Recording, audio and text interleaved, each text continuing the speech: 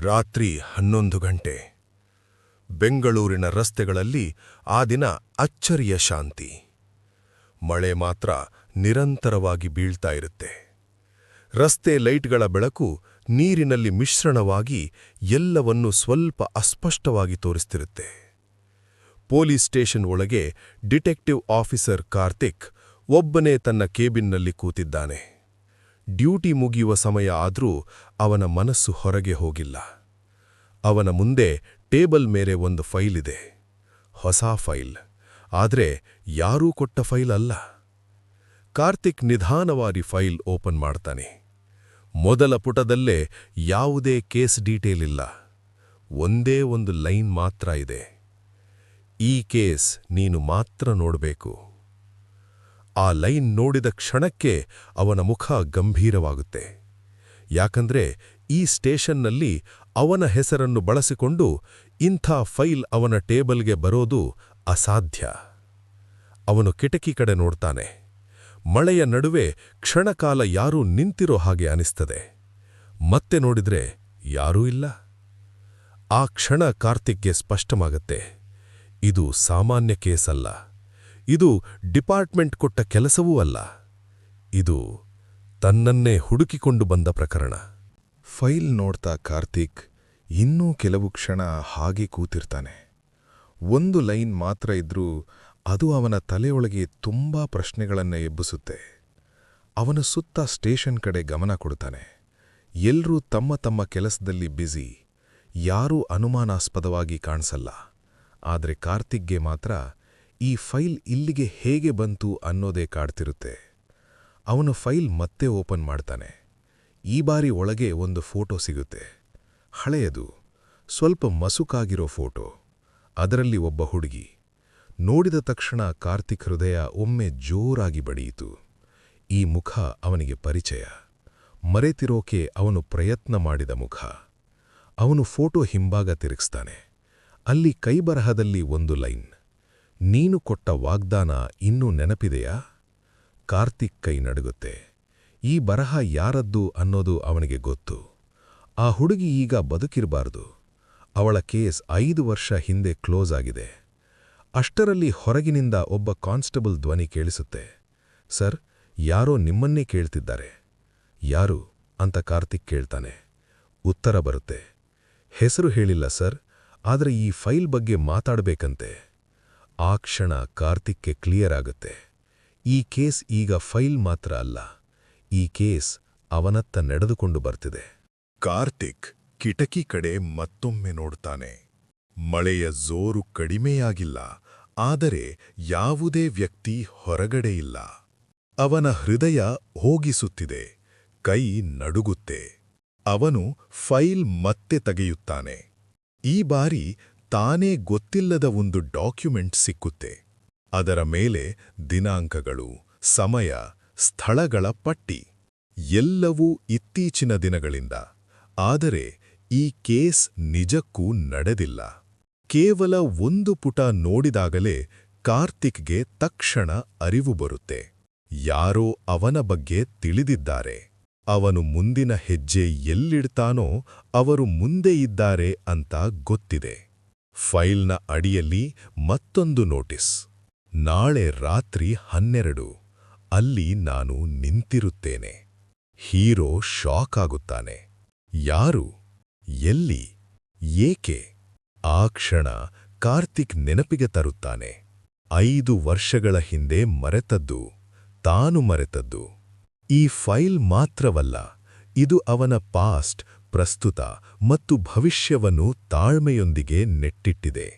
ಅವನು ನಿಧಾನವಾಗಿ ಡೀಪ್ ಶ್ವಾಸ ತೆಗೆದುಕೊಳ್ಳುತ್ತಾನೆ. ಕ್ಲಾಕ್ 11:59 ತಲುಪುತ್ತಿದೆ. ಅವನು ಅರಿತಂತೆ ನಾಳೆ ರಾತ್ರಿ 12 ಕೇಸ್ ಅವನನ್ನು ತಾನು ತಲುಪಿಸಲಿದೆ.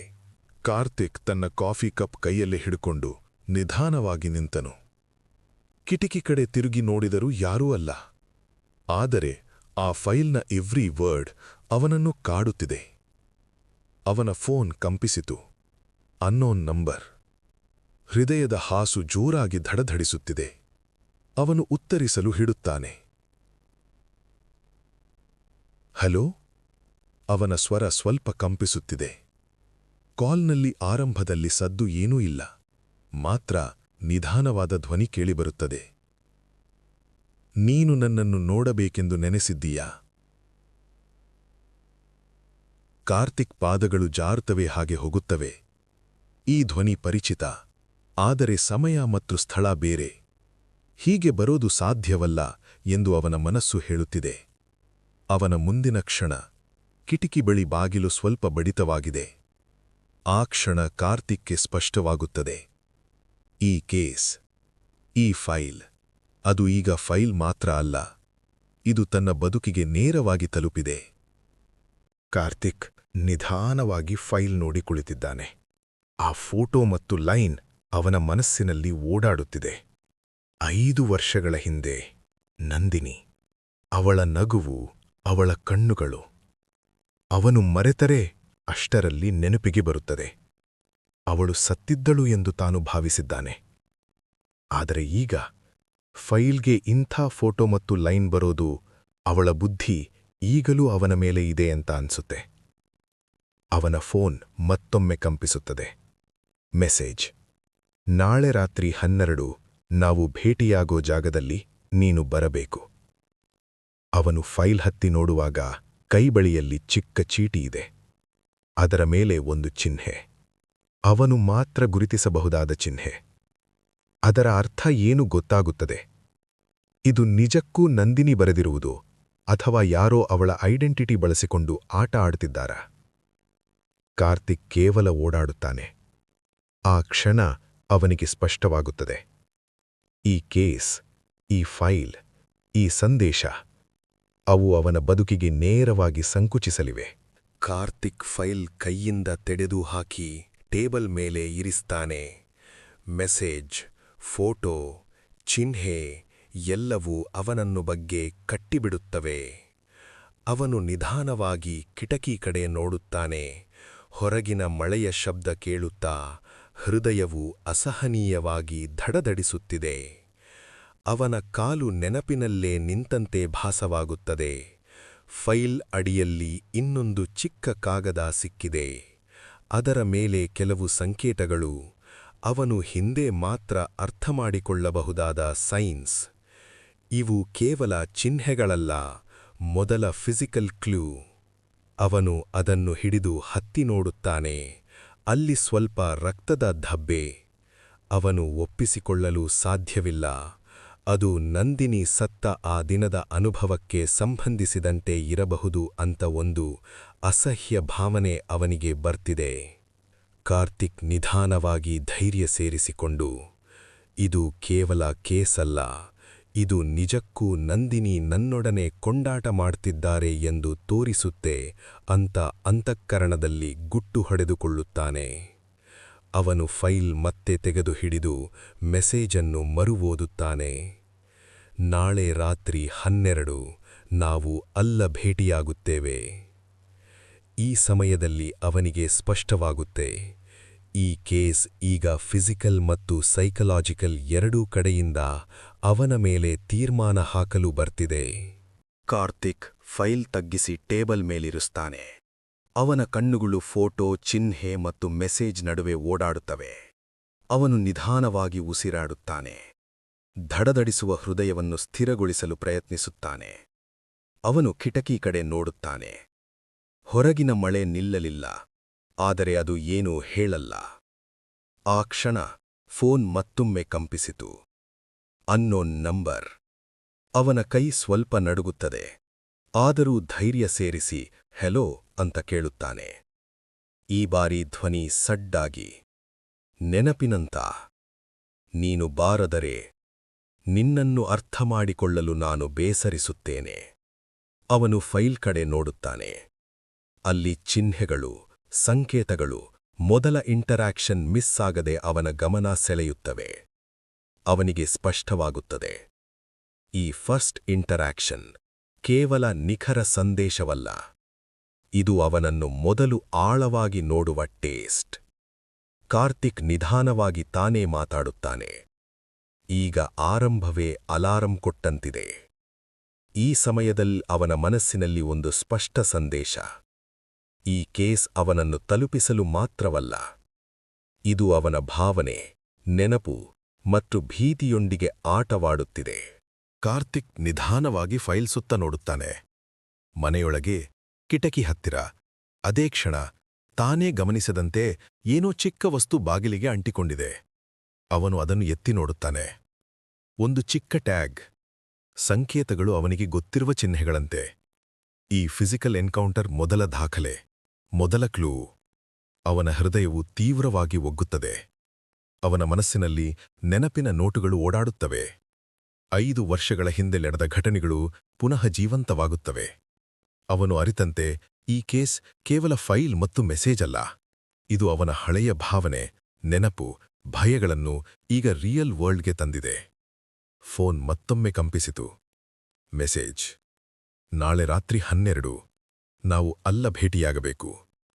ಕಾರ್ತಿಕ್ ತಿಳಿದುಕೊಳ್ಳುತ್ತಾನೆ, ಈ ಫಿಸಿಕಲ್ ಕ್ಲೂ ಮತ್ತು ಮೆಸೇಜ್ ಅವನನ್ನು ನೇರವಾಗಿ ನಡೆಸಲು ಬರುವ ಮೊದಲ ಸ್ಟೆಪ್. ಈ ಕೇಸ್ ಈಗ ನಿಜವಾಗಿಯೂ ಅವನ ಮೇಲೆ ಪ್ರಾರಂಭವಾಗಿದೆ. ಕಾರ್ತಿಕ್ ಫಿಸಿಕಲ್ ಕ್ಲೂ ನೋಡಿದ ತಕ್ಷಣ ಹೃದಯ ಬಡಿತ ಹೊಡೆತಕ್ಕೆ ಬರುತ್ತೆ. ಆ ಫಸ್ಟ್ ಎನ್ಕೌಂಟರ್ ಅವನೊಳಗೆ ಒಂದು ಭಯವನ್ನ ಎಬ್ಬಿಸುತ್ತದೆ. ಹೊಳಪು, ಕತ್ತಲೆ, ಮಳೆ, ಶಬ್ದ, ಫೈಲ್, ಮೆಸೇಜ್ ಎಲ್ಲವೂ ಒಟ್ಟಿಗೆ ಅವನ ಮನಸ್ಸನ್ನು ಮಿಂಚಿಸುತ್ತವೆ.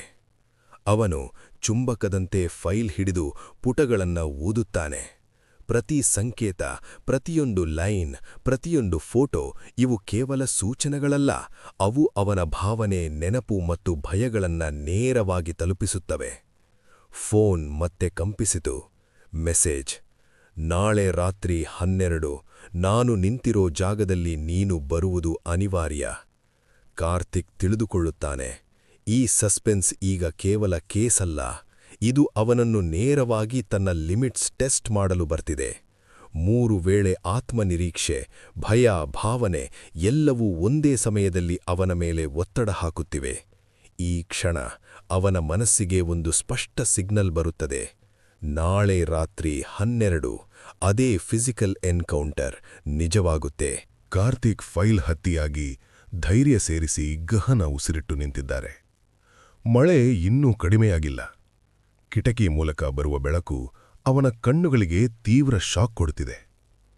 ಅವನ ಫೋನ್ ಮತ್ತೆ ಕಂಪಿಸಿತು. Unknown number. ಅವನ ಹೃದಯ ಮತ್ತೊಮ್ಮೆ ಬಡಿತ ಹೊಡೆದಂತೆ. ಅವನು ಉತ್ತರಿಸಲು ಹೀಡುತ್ತಾನೆ, ಹೇ, ಯಾರು? ಆದರೆ ಈ ಬಾರಿ ಧ್ವನಿ ಶೀತ, ಸ್ಪಷ್ಟ, ಪರಿಚಿತ. ನೀನು ನನ್ನನ್ನು ಹುಡುಕೋಕೆ ಬಂದುಬೇಡ, ನಾನು ಈಗಲೇ ನಿನ್ನ ಮುಂದೆ ಇದ್ದೇನೆ. ಕಾರ್ತಿಕ್ ತಕ್ಷಣ ಕಿಟಕಿ ಕಡೆ ನೋಡುತ್ತಾನೆ. ಆದರೆ ಯಾರೂ ಅಲ್ಲ. ಮಾತ್ರ ಫೈಲ್ ತನ್ನ ಹಿಂದಿನಲ್ಲೇ ಇದ್ದಂತೆ ತೋರುತ್ತಿದೆ.